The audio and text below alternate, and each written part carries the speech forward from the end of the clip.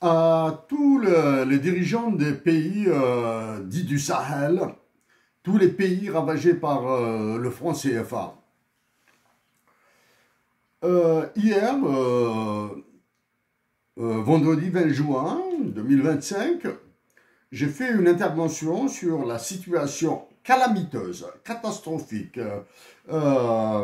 inhumaine que vit la nation algérienne, tant dans le domaine politique, économique, financier et monétaire. J'ai brossé le portrait d'un pays à volo. Je parle de mon pays, l'Algérie. C'est un pays à volo. D'accord? Si mon pays, la patrie à laquelle j'appartiens, la nation à laquelle j'appartiens, est dans une telle situation, c'est à vous, décideurs du Sénégal, du Tchad, du Mali, du Niger, du Burkina Faso, du Bénin de Patrice Talon, de la République centrafricaine, du Congo, de la Guinée-Bissau. C'est à vous de comparer les situations de vos pays respectifs à la situation de mon pays, l'Algérie. Si elle est meilleure, vous divisez par 2, vous divisez par 3, vous divisez par n'importe quel coefficient que vous voulez ce qui se produit en Algérie. Si elle est pire, vous multipliez par un coefficient que vous choisirez. Pourquoi mon pays se retrouve dans une telle situation?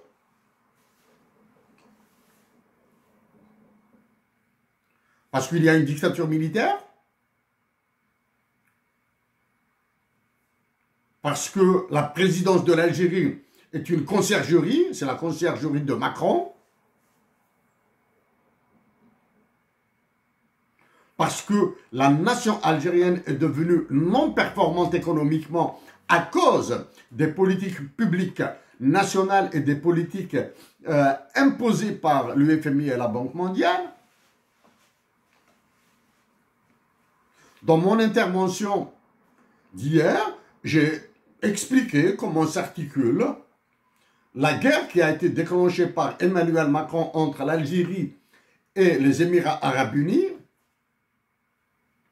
comment des fonds vautours vont prendre possession des ressources monétaires, financières et monétaires de l'Algérie via la finance islamique pilotée à partir du Bahreïn. Okay. J'ai expliqué en quoi la négation de l'identité des Algériennes et des Algériens est en partie responsable de la situation inhumaine que vivent mes compatriotes. Nous sommes le 21 juin, solstice d'été. Dans moins de 2 semaines, ce sera la date anniversaire de l'indépendance du pays, le 5 juin 1962. Le 25 juin prochain, c'est la date anniversaire mortifère de l'exécution du démiurge Lounas Mahtoub. L'assassinat de Lounas Mahtoub en Algérie, dans une perspective, pas comparaison, est pire que celle de Victor Jara au Chili. Des militaires chiliens ont coupé les mains à Victor Jara avec une hache dans le stade de Santiago, au Chili. Non content, non satisfait de l'amputation à la hache devant des spectateurs, devant des témoins qui criaient. Ils l'ont rafalé. Donc à vous, chef d'État des pays de la zone CFA, je vise particulièrement le Sénégal et le Bénin de Patrice Talon. Je m'adresse avec un cœur plein de compassion et d'amitié aux Maliens, aux Maliennes, aux Nigériennes et Nigérians, et Nigériens, aux Burkinabés, pour leur dire,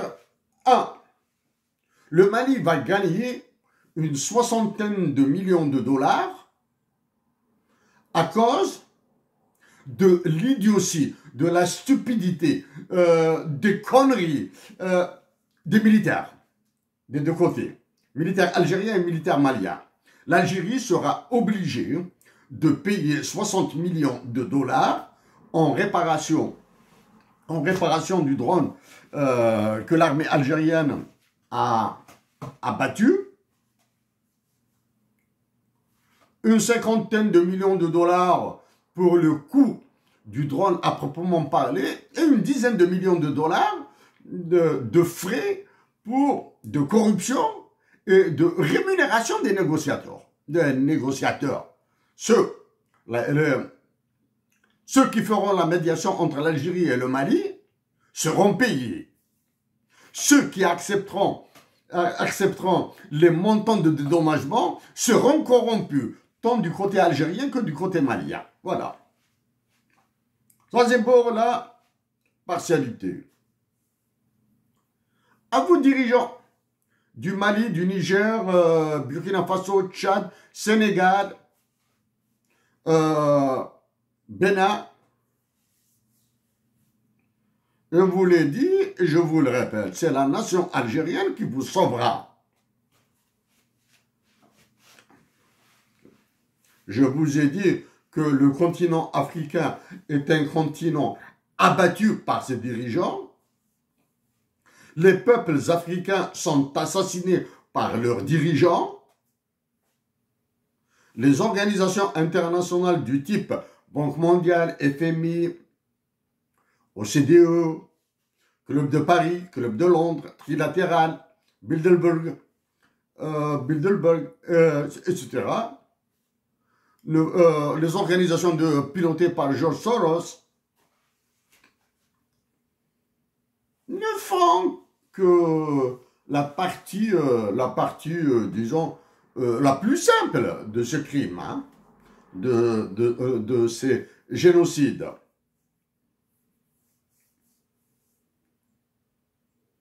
Au Premier ministre du Sénégal d'abord et au président du Sénégal ensuite.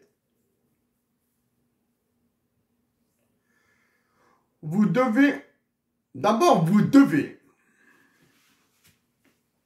partir en Algérie ou inviter vos homologues algériens. Vous vous ressemblez.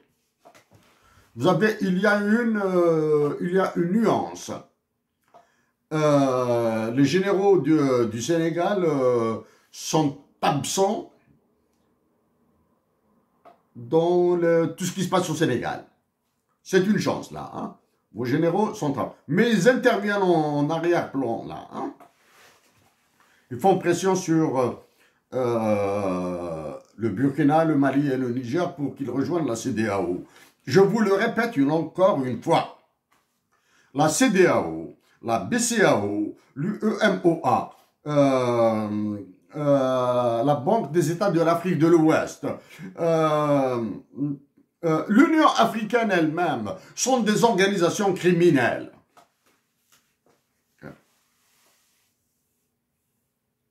Criminelles, je vous le répète.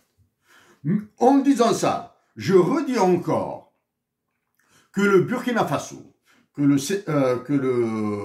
Mali et le Niger ont entièrement raison d'avoir quitté la CEDEAO, l'UEMOA, etc. Sauf que le Mali a immédiatement enchaîné avec une connerie, avec une bêtise. Il a ouvert une antenne de la BCEAO quelque part à Bamako. À Bamako. Ouais. Donc ça, c'est un truc.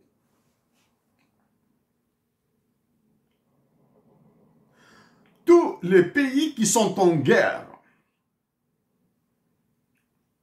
Russie, Ukraine, Israël, Iran maintenant, Pakistan, Inde, Canada, USA, etc., négocient. Sans vous, entre pays africains, entre pays voisins. Entre pays voisins. Ça, c'est le syndrome des natifs des pays sous-développés. Croyant qu'ils perdraient en honneur s'ils négociaient, s'ils négociaient même dans des confrontations tendues, stressées, ils croient qu'ils perdraient quelque chose là. Ils ne feront que gagner. Mais complexe que vous êtes, j'ai raison et personne d'autre n'a meilleure raison que la mienne. Donc vous continuez. En Algérie, c'est la dictature a ruiné les droits de l'homme.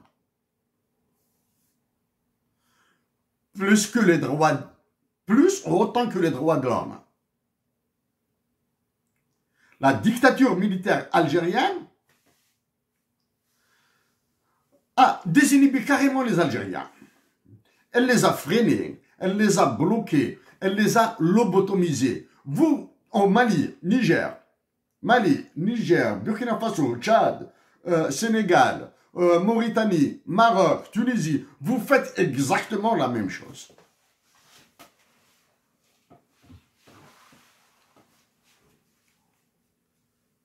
En pleine crise, en pleine situation de désastre, le FMI continue à imposer sa loi aux Algériens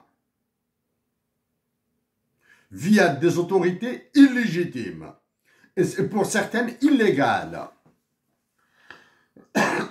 Emmanuel Macron, pendant qu'il vend en milliards d'euros de l'armement aux Arabes du Golfe, il crée des guerres entre l'Algérie et ces mêmes pays du Golfe. À vous, dirigeants de facto de ces pays, de tous ces pays ravagés par le franc CFA, cessez de mentir à vos peuples en invoquant le terrorisme. Le plus grand terrorisme, c'est le terrorisme exercé par le président de la France, le roi Emmanuel Macron, sur vous. Vous qui avez peur de lui, vous qu'il a mis à plat ventre pour certains et à genoux pour d'autres.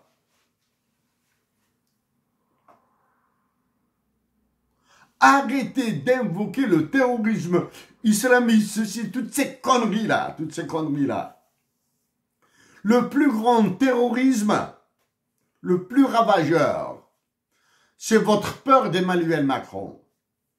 C'est votre peur d'aller vers votre souveraineté financière et monétaire. C'est votre peur d'aller vers votre dignité économique. La dignité politique. Vous devez redonner ce pouvoir à vos peuples pour qu'ils vous la redonnent. Ce sont vos peuples qui vous redonneront vos dignités politiques. Ce n'est pas vous qui allez les arracher, ce sont les peuples.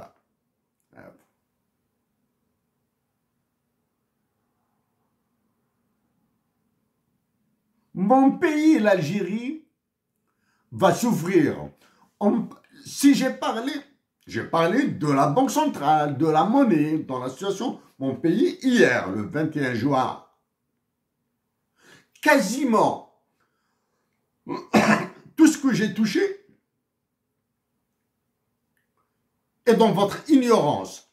Vous n'avez absolument aucune idée sur ce que j'ai dit, sur ce que vous devez comprendre. Parce que vous n'avez pas de banque centrale, vous n'avez pas de monnaie, vous n'êtes pas maître de vos ressources naturelles. Vous montez plus que les Algériens. Les Algériens, les militaires et les ministres algériens sont des menteurs. Vous mentez plus que les Algériens. Pourquoi vous mentez plus? Parce que vous profitez, c'est triste à dire, de votre sous-développement. L'Algérie, je dis que mon pays, l'Algérie, est dans une situation d'enfer, avec une dette de 7,4 milliards de dollars, avec une dette de 7,4 milliards de dollars, et en partie, elle est composée d'une dette de la Banque africaine de développement. J'ai dit qu'elle est dans une situation catastrophique. 7,4 milliards de dollars, et nous avons des créances qui peuvent les compenser. C'est-à-dire, il suffit à l'État algérien de faire gérer des swaps, ou bien gérer ce qu'on appelle des opérations de bouclage et de débouclage.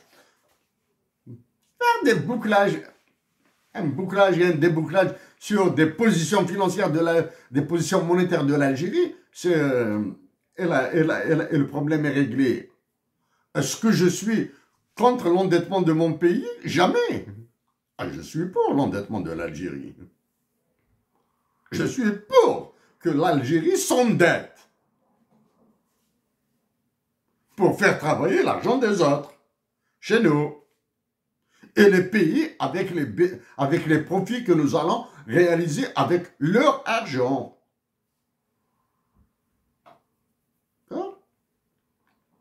Vous, chef d'État, le formalisme langagier m'oblige à dire vous, chef d'État des pays de la zone CFA.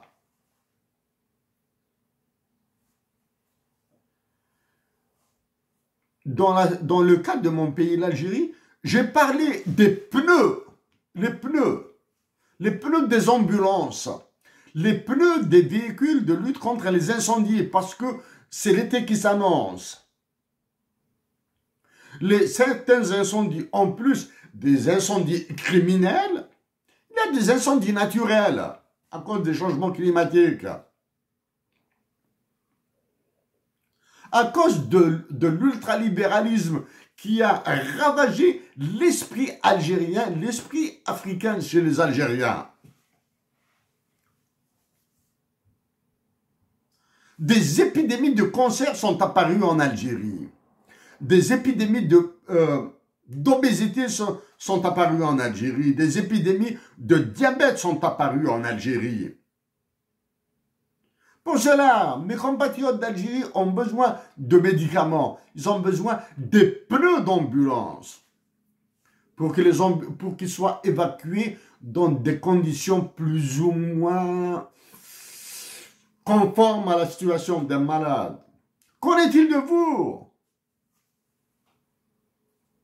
Qu'en est-il de vous? Vais-je vous dire réveillez-vous? Non, vous êtes réveillés. Vous êtes réveillés et vous continuez à massacrer vos pays, là. Mais ce que vous ignorez, c'est qu'en massacrant vos pays, vous massacrez vos voisins.